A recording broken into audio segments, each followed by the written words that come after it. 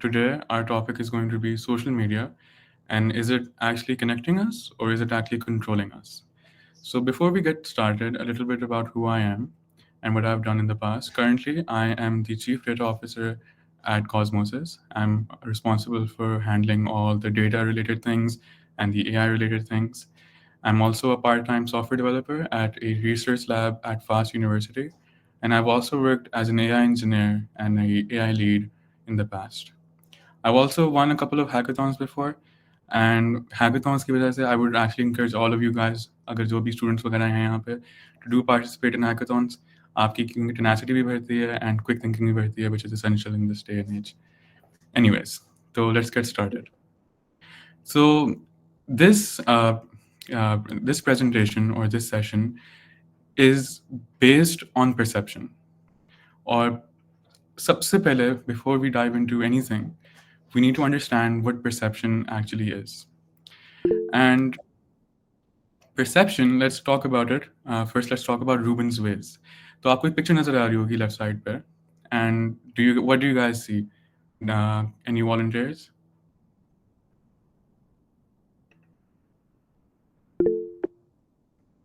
Yes, Umayma.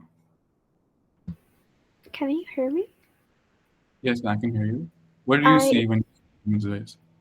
I think this is a classic example of like seeing dual imaging. So I see two people, but I also see like an Eden apple. Yep. So precisely, you can either see two black people, and also you can actually see a vase as well. So perception is really about what your brain thinks, and normally the brain classifies an image by the surrounding objects. ठीक है?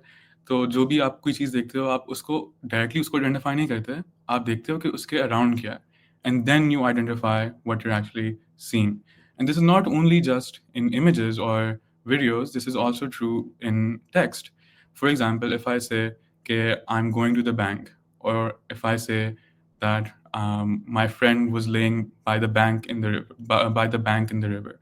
So those two banks are very different. एक जो है वो bank of the river है और एक financial institution है.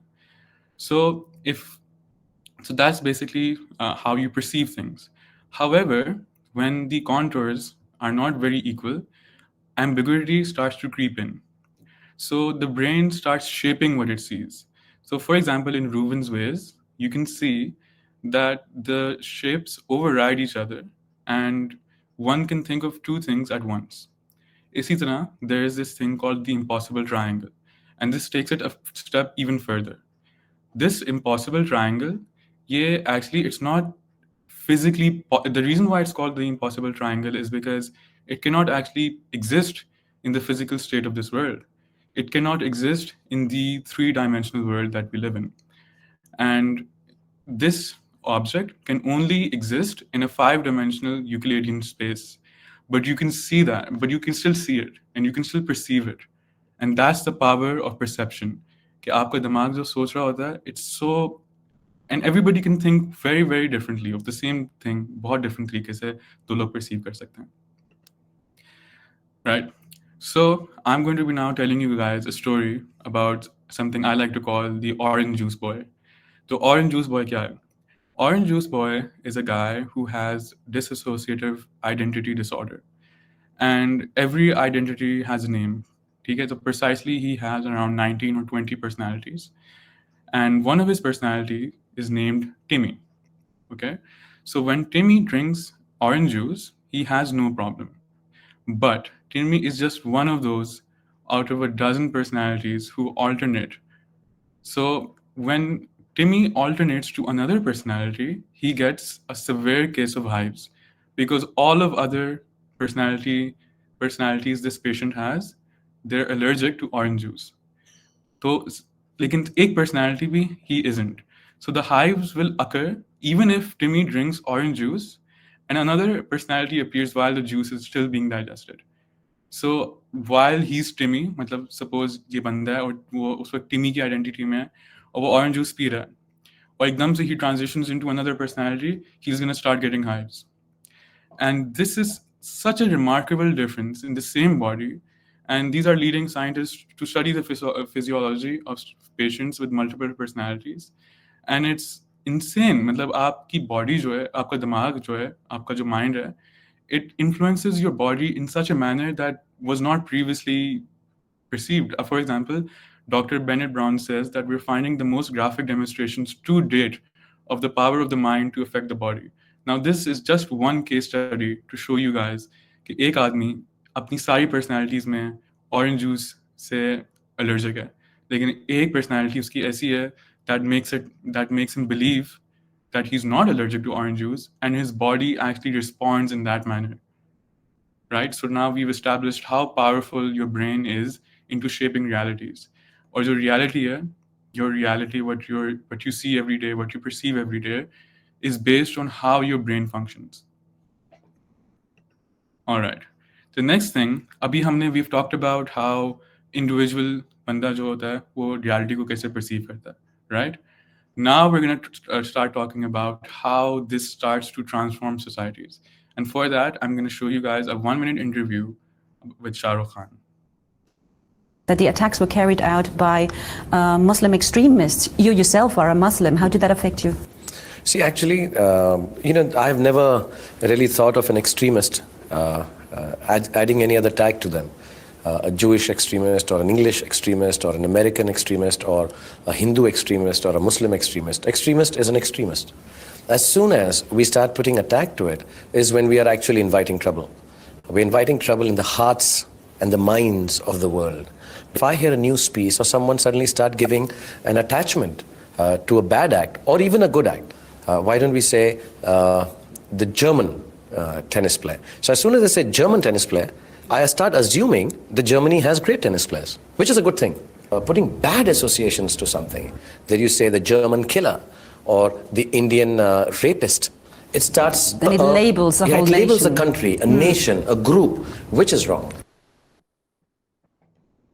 So he was talking about how you use certain words and then they start influencing how you think. Now, there's a very interesting research on this, and it was done by someone in Fast University. Her name was Miss Iman Mirza, and she studied the exact thing that was talked about in this video. And basically, the research explored how the U.S. print media, not social media, print media represents Muslims and Islam through how they present Muslims and Islam in the media. And it starts by analyzing all of the words that surround Muslim and Islam.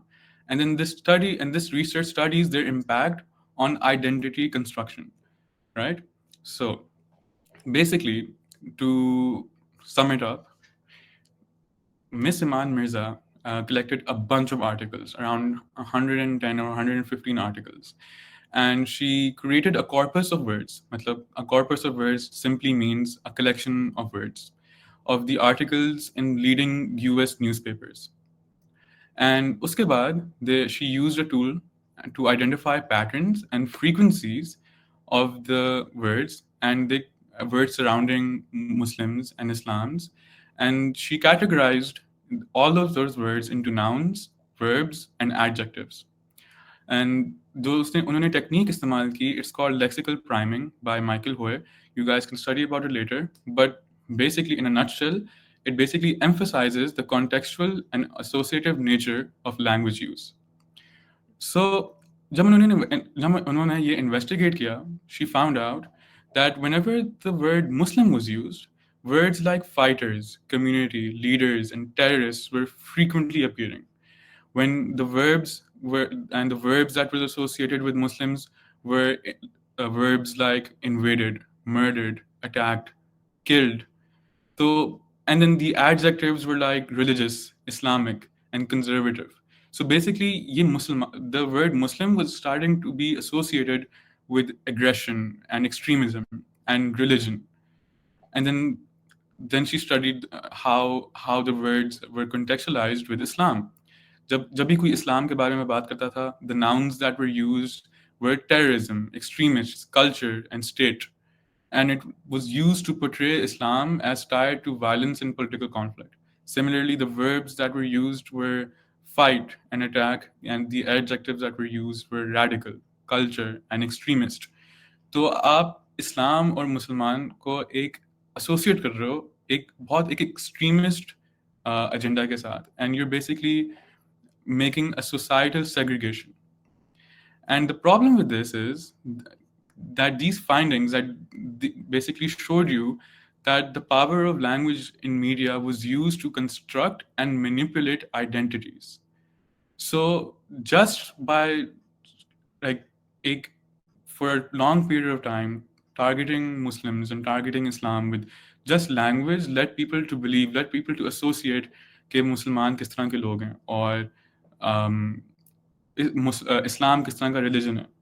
And that actually creates a huge bias among the whole world. And if you actually see statistics, you start to realize that so many terrorist attacks happen every single day, and Muslims are not the people who are actually in the highest in that area. They're Christians, they're Jews. There's so much terrorism in Hinduism, but Muslims in Islam are more frequently associated with that, just by language. And for example, like as you can see in these screenshots, that if I typed Muslim and TE, the second result was terrorist. Similarly, if I wrote Christian and TE, there's no terrorist or anything associated like that with that word. All right. Uske baad, let's talk about how, now we've talked about how newspapers and electronic media and digital media influences the way we think. But now we can talk about how this starts to translate in social media. So in December 2010, a single tragic act of desperation ignited a revolution across the whole Arab world. सिर्फ एक आदमी की वजह से पूरा Arab world was shaken. So let's talk about that in this short YouTube video. Let's talk about something huge that changed the Arab world. They call it the Arab Spring. Protests that began 10 years ago in Tunisia spread across the region. They brought down autocrats. Almost 30 years of Mubarak's regime ended. And started wars. Years of war have devastated Syria. Libya has been in turmoil for nearly a decade. Tunisia, though, managed to avoid all that. Tunisia is often referred to as a success story out of all of the Arab Spring countries. But can we really call Tunisia a success? What did Tunisia do that other countries didn't? And is the Arab Spring over?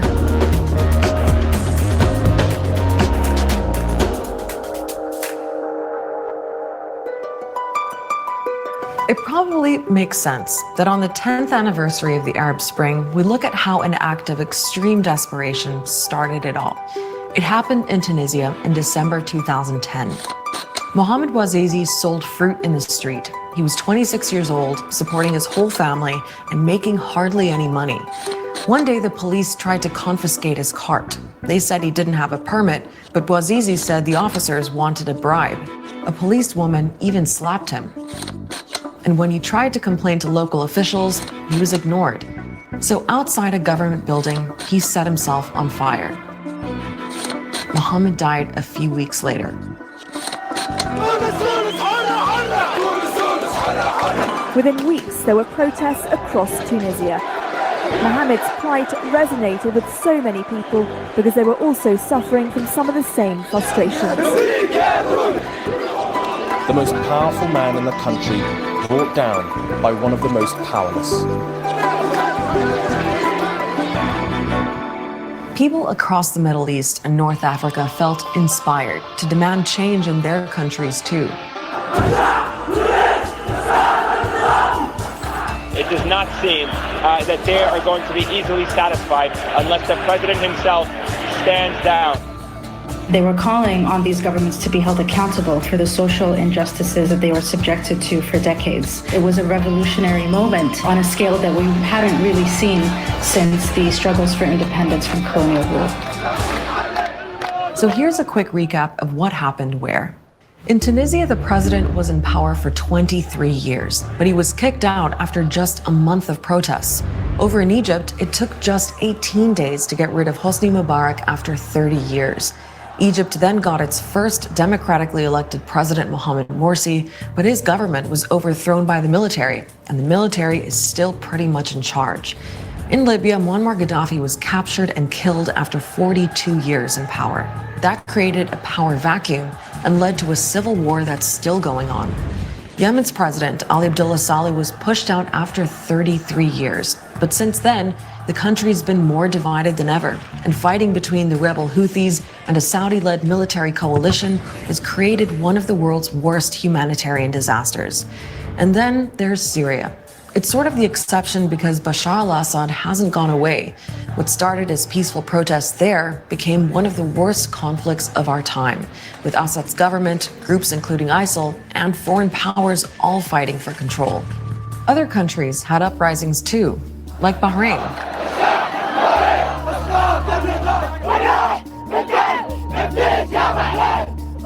But Saudi Arabia sent troops across the border to save the monarchy. So in most countries, the Arab Spring didn't lead to what many protesters wanted. Some would even say things went backwards. We've seen So, just to cut it short, Arab Springs was ignited through one single social media post. And that social media post started an uprising in the whole Middle East. And as the reporter just said, that people thought that it would lead to something better, but it didn't. And there are many case studies about this. For example, Libya, the Colonel Gaddafi was overthrown by its own people.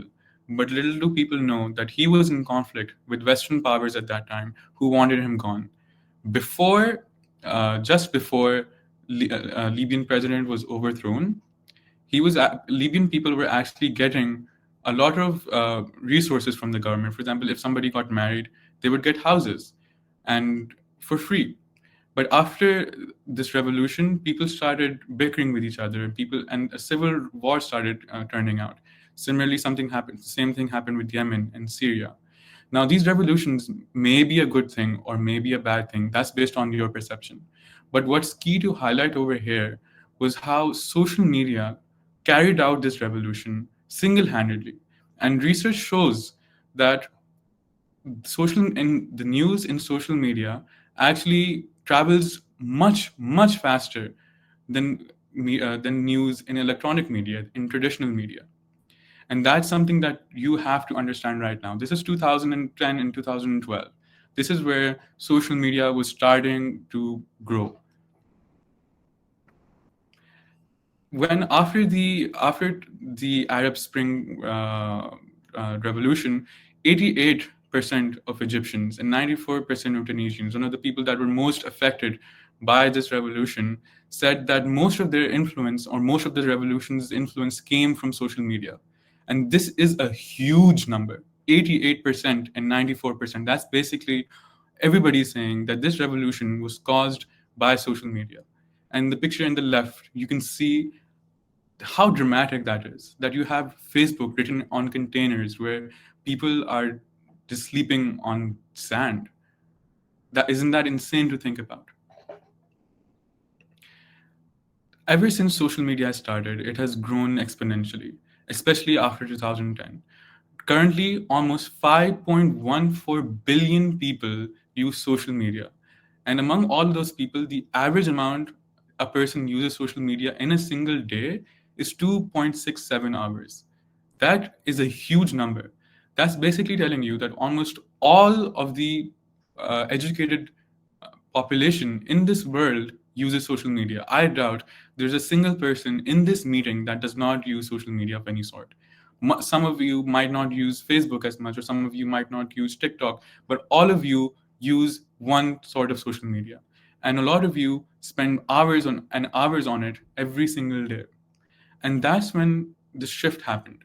Before, people were influenced by a one-size-fits-all strategy. And that strategy was using newspapers and electronic media. And ever since social media started coming out, fake news was so much easier to carry out or propagate, and people started using that. And then when companies realized that, hey, we have basically the whole population who spends hours every single day on social media. Why don't we start using that? And that's exactly what happened. And this is not just exclusive to social media, this goes beyond that. For example, a very simple case study over here is Netflix. So Netflix actually uses its watch history, uses your watch history, your likes, and even your pauses to estimate what you like and what you want to watch. So back in 2011, 2015, the churn rate of Netflix was around 5%. The churn rate is basically means a customer comes in and uses the app but leaves, and that person that left accounts for the churn rate. But they wanted to reduce that, and they simply used recommendation algorithms that leveraged watch history, pauses, and likes to understand what you actually liked. And that now accounts for 80% of all the media consumed by Netflix users. So most of it is just based on that recommendation algorithm. And that saved them around 2.5% of churn rate and also makes them $1 billion annually. But that's a streaming service. Let's talk about social media. Currently, before 2019, there wasn't an explore page on Instagram. And ever since that, explore pages have started, ever since explore pages started coming on, people started spending more time on Instagram. Almost 50% of users visited explore page every single day, which drove up engagement by 30%.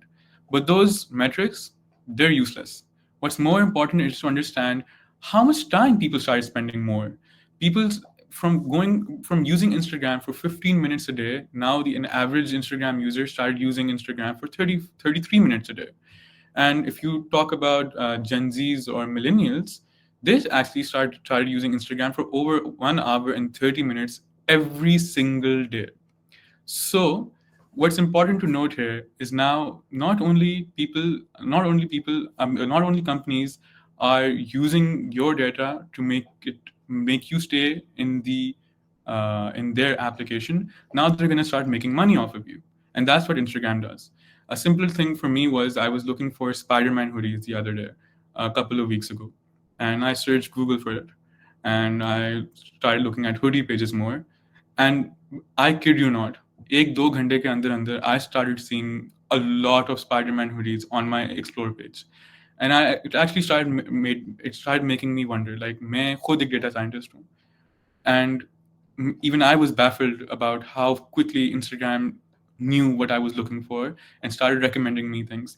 And these personalized algorithms and personalized recommendation softwares is what drives basically everything today, from Google to Facebook so every part of your life is now becoming personalized, especially with the rise of AI these days.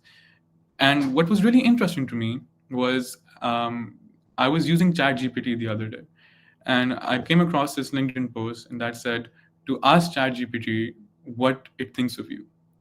And to my knowledge at that time, I didn't think ChatGPT knew a lot about me, except the fact that I gave it a description, and then I had one thread of a chat. And if I moved to another chat or another thread, in ChatGPT would lose its context of what I talked about. But that wasn't the case.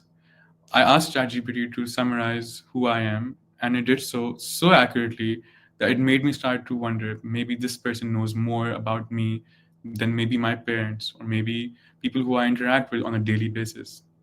And that is something that wasn't used just by ChatGPT. It's been going on for a longer time than any one of us could have imagined. And there's a very nice case study about this. It's about 2016 US elections when Donald Trump was elected. Let's talk about that. So to basically give you the gist of it, let's watch a 3-minute video on it. All right?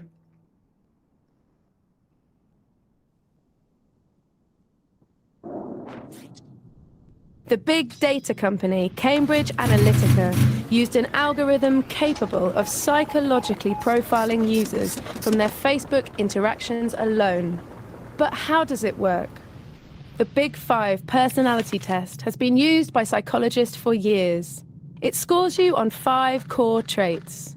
Openness. Do you welcome new experiences? Conscientiousness. How much of a perfectionist are you?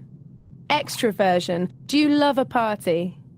Agreeableness. How compassionate are you to others? And neuroticism. Do you often worry or get easily upset?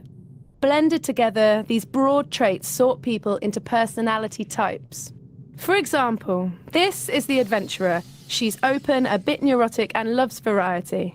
Or a protector, agreeable, extroverted, he thinks of others.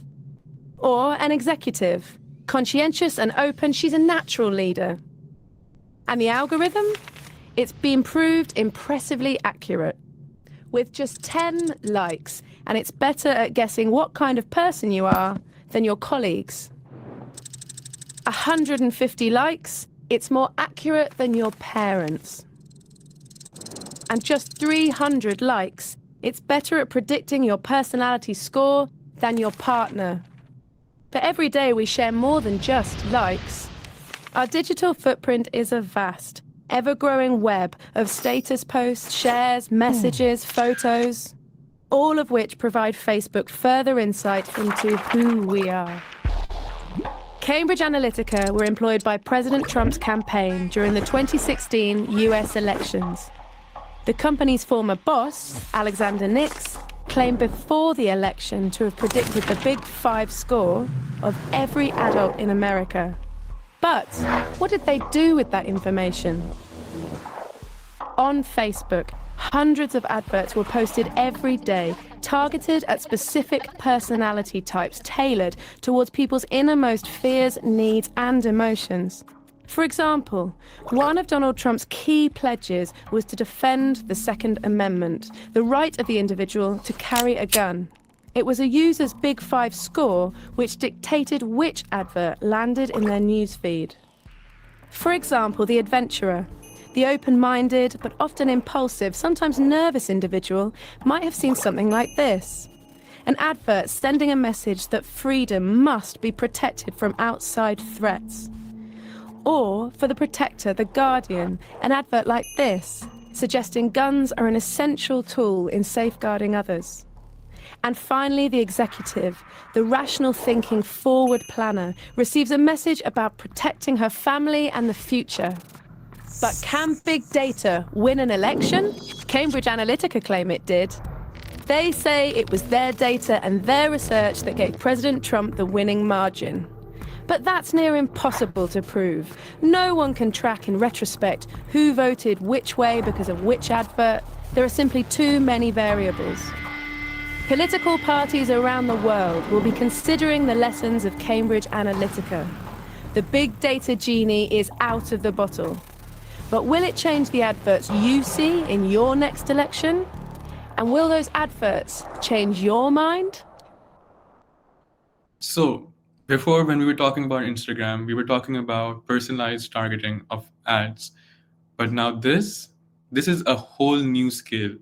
An election from the United States of America and using personalized American information to hyper-target every citizen to make a decision on who to vote can literally change the course of this entire world, because right now they're the only superpower in this world.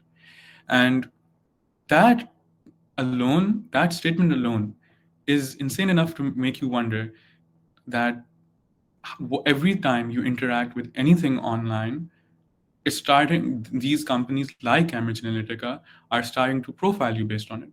And based on that, they're influencing how you exactly think. So is your perception really your own, or was it influenced by all of these companies like Cambridge Analytica? And people started worrying about this ever since Cambridge Analytica started boasting about the fact that, we made Donald Trump win. And they were quite happy about it. They were posting tweets on Twitter with drinks with Donald Trump, showcasing that, look everybody, we used your data to trick you into voting for Donald Trump. And that sparked a lot of heat in that space, and people started investigating, particularly Channel 4. This is Alexander Nix.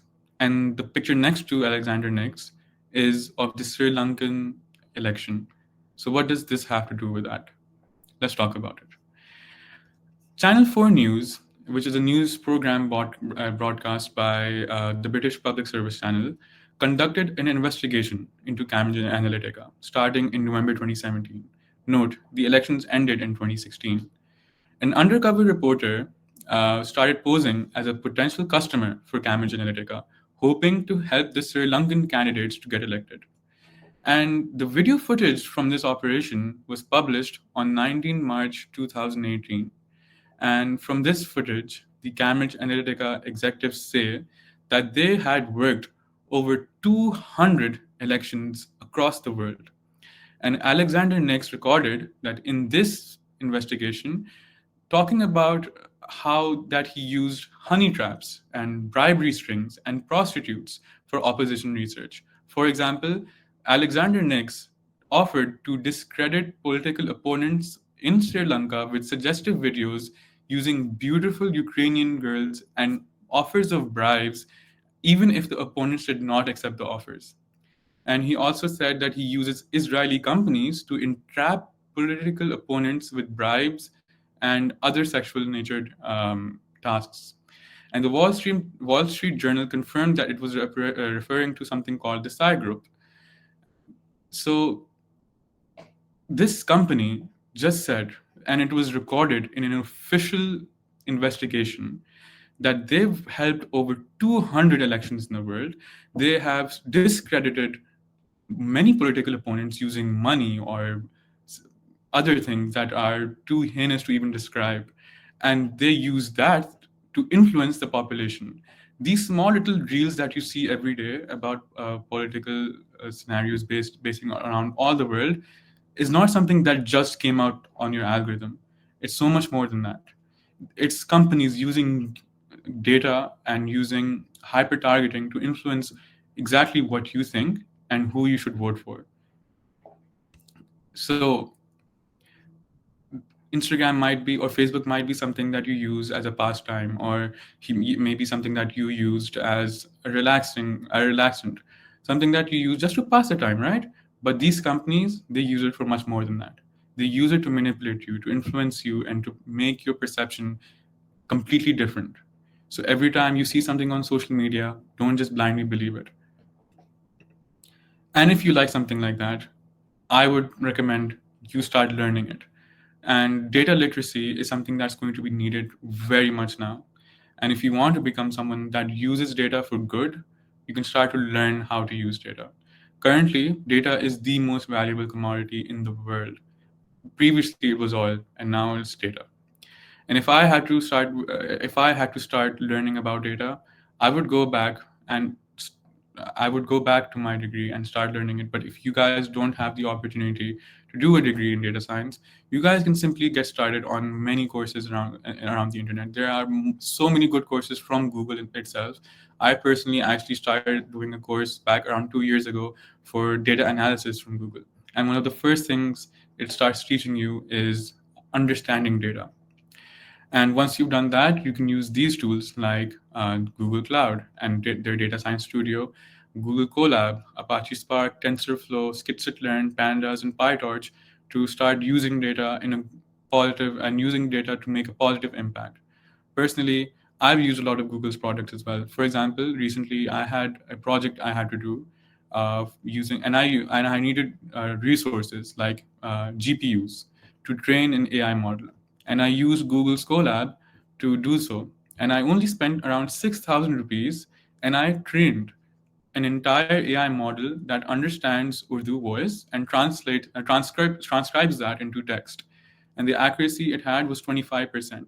And what's insane was that OpenAI's Whisper, which is its flagship transcription model, only achieved 23% on their accuracy. And my model that was trained on Google Colab, and I spent only 6,000 rupees of resources in that, achieved 25%. So at this point of time, anything is possible, and it's your decision whether you want to make use of data the right way or the wrong way. And that was social media, connection or control. And if you guys want to follow me on LinkedIn, that's the QR code. And if you guys have any questions or discussions, I'm open. Does anybody have any questions?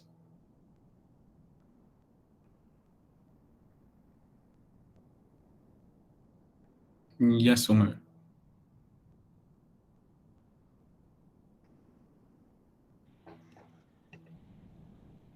अस्सलाम वालेकुम। वालेकुम सलाम। अच्छा हाशिम भाई, मैंने एक चीज़ मतलब पूछनी थी कि मतलब जो बिगिनर्स हैं वो एमएल और डाटा साइंस में मतलब how to get with the flow, मतलब मार्केट का फ्लो है, बिगिनर्स उसको कैसे कैच करें? अच्छा, तो market in this actually translates to basically almost every single thing.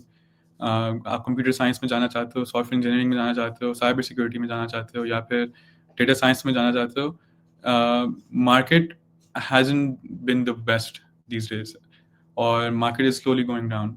लेकिन एक चीज़ जो मैंने और मेरे कॉलीग्स ने नोटिस की है कि the market for people that are good is extremely high. अभी तक अच्छे लोगों की कमी है। आप कहीं भी जाएंगे तो आपको नजर आएगा कि कोई एक जॉब एप्लीकेशन जहाँ पे 1000 कैंडिडेट्स ने अप्लाई किया होगा, लेकिन उनमें से कोई अच्छा कैंडिडेट ढूंढना बहुत मुश्किल है। तो if you are actually passionate about ML और डेटा साइंस और एआई, आप उसको थरोली पढ़ो, समझो, and basic it's gonna take some time, but market में जगह बन जाएगी as long as you're good. तो जो एमएल है उसमें एमएस बेहतर है कि मतलब बंदा मतलब जो कोर्सेज कर ले वो बेहतर है, मतलब एमएस एमएल में बेहतर है ऑप्शन?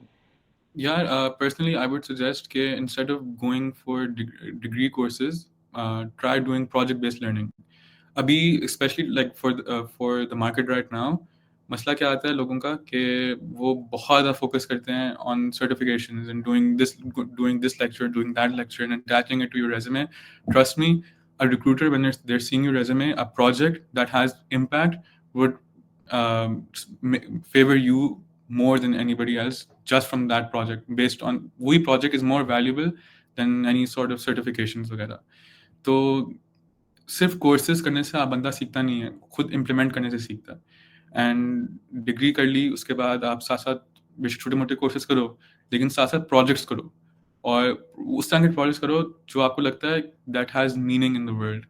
फॉर एग्जाम्पल, आप right now me and my friend Huzaifa we are working on Urdu, and क्योंकि उर्दू पे इतना ज़्यादा काम नहीं हुआ, हम जब उर्दू के बारे में मेंशन करते हैं अपने रेज्यूमे में, तो वी स्टार्ट रियलाइजिंग कि a lot of recruiters like that because we're actually making an impact. So try doing stuff like that.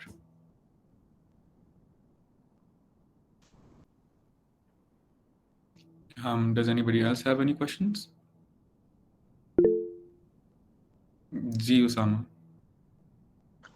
I really liked your approach on how social media is actually influencing the modern society. But as a researcher, I would like to ask if social media has any influence on health literacy or standard healthcare choices of the world. Well, ये वाली बात surprisingly enough has been quite well protected. जब भी हम whenever we are using AI models और आप Gemini, ChatGPT जो मर्जी भी इस्तेमाल करो, when you start asking it health related questions, बहुत ज़्यादा टाइम वो क्या करता है कि कभी भी आपको ज़्यादा स्पेसिफिक हो जाते हो या something that's sensitive, it will tell you कि oh we can't answer this, it's better that you go to a doctor. And because healthcare is something that is very sensitive and hard to politicize, it hasn't been affected that much. Personally, that's my opinion. लेकिन ये होता है कि because of social media and because of the internet, healthcare information is much more accessible. And if a person has basic literacy of how the internet works, they can understand which sources should that person trust Yeah, and what. that's exactly what's surprising. Like the data for these models to use and answer your questions is already out there, but still we still haven't reached that literary stage of our AI models to answer on that.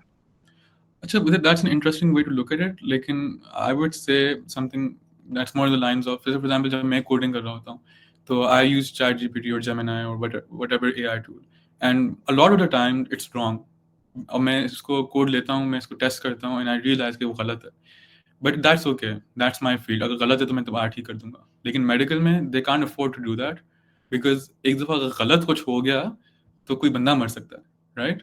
So that's why they're much more cautious when they're using medical data.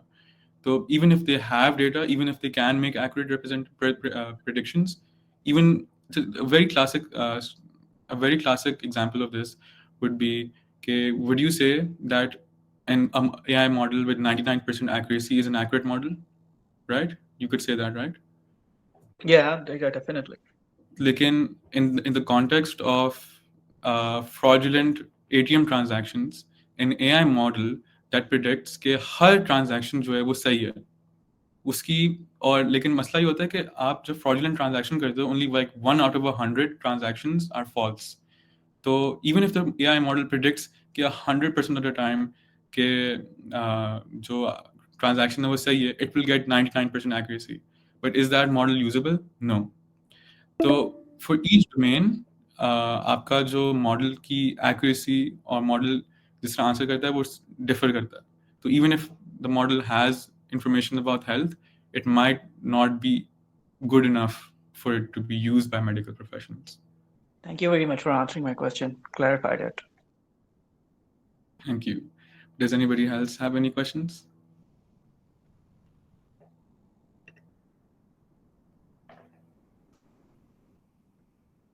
All right. So I guess we'll end it over here. And I'm very glad that you guys took out the time to join. And I hope to see you, inshallah, next Thank you, time. Hashim, for your time. It was a really insightful session, and hope everyone loves this session. Thank you, everyone, for joining this session, and I hope next week's or next year हम इससे भी अच्छे और try करेंगे, इससे भी अच्छे sessions करवाएं। आप सब अपना फीडबैक दें कि किस तरह हम इसमें बेहतरी ला सकते हैं।